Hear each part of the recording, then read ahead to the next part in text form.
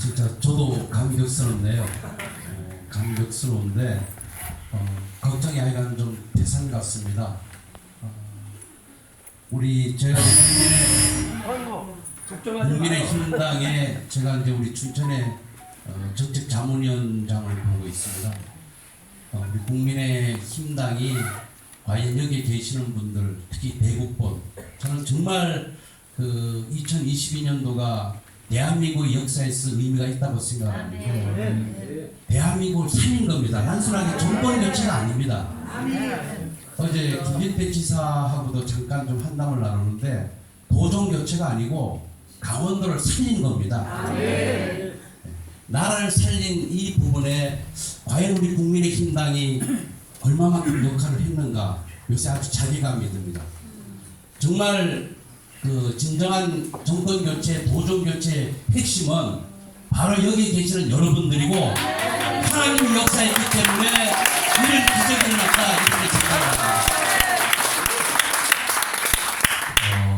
제가 사실 정권 교체라는 말보다는 대한민국을 살린 그런 그 지금 이 역사인데 정말 지금 또다시 위기가 지금 도래를 했습니다.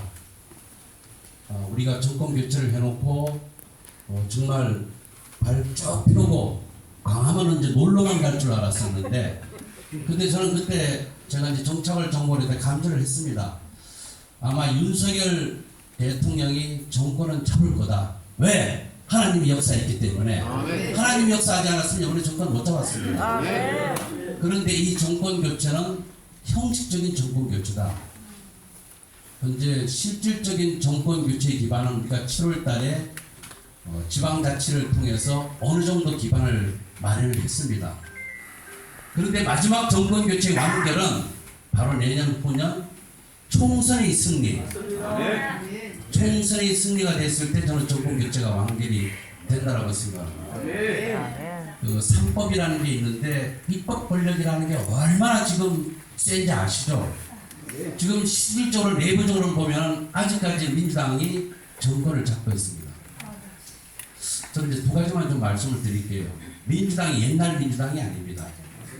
김대중 대통령 때 저는 그 어떻게 보면은 그 동토에서 민주당은 정권을 잡았습니다. 그 다음에 노무현도 툰드라에서 정권을 잡았습니다. 사실 대한민국은 좌파가 정권을 잡을 수가 없는 나라입니다.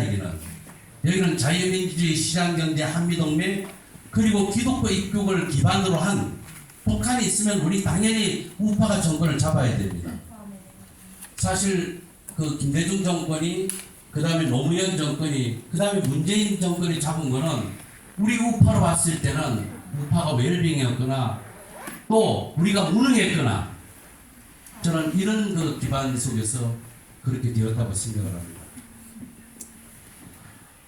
민주당이 왜 지금 변해 있냐면은 민주당이 그렇게 안 무너집니다. 지금 민주당은 뭐 이 문화박시즘 해가지고 지금은 거의 교환할 정도로 제가 사실 민주당에 있다가 이쪽으로 왔습니다. 과거의 민주당은 그런저런 우파도 이렇게 좀 수용을 하면 좋겠었는데 그 문재인 정권이 들어서면서 거의 주사파 정권으로 변했어요. 더불어민주당인데 그건 민주당이 없으셨던 그런 정권입니다.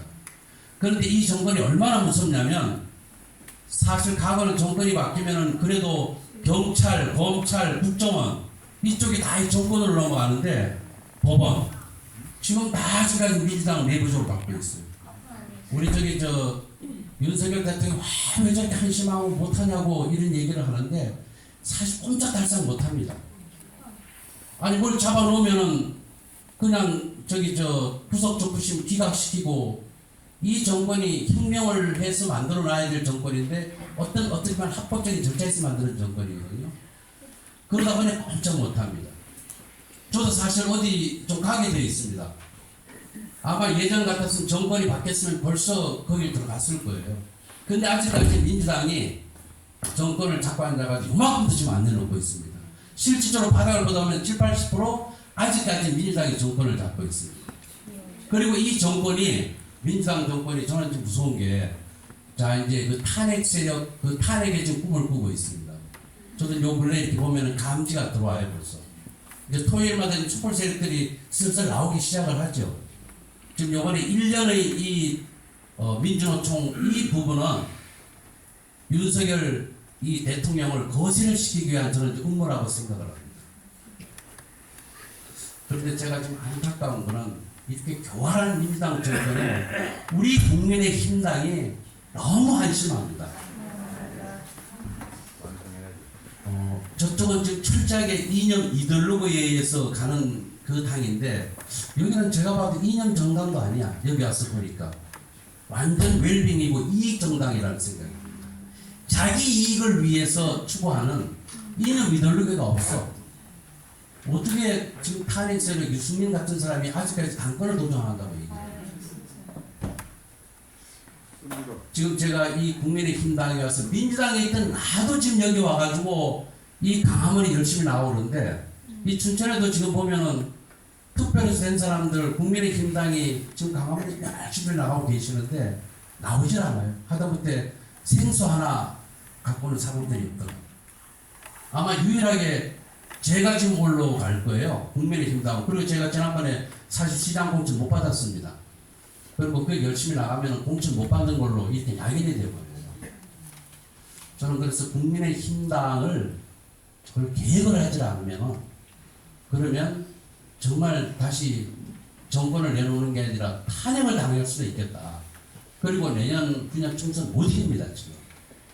그래서 제가 이제 그 대구권에 있는 그 위에 있는 분들한테도 그런 말씀을 드리고 우리 춘천 분들한테 특히 그 말씀을 드리는데 방법이 없어요. 국민의힘당 계획을 하려면 이 땅 들어와야 됩니다. 이제는 시작을 하는데 저는 천만 서명 운동을 하는데 그분들이 다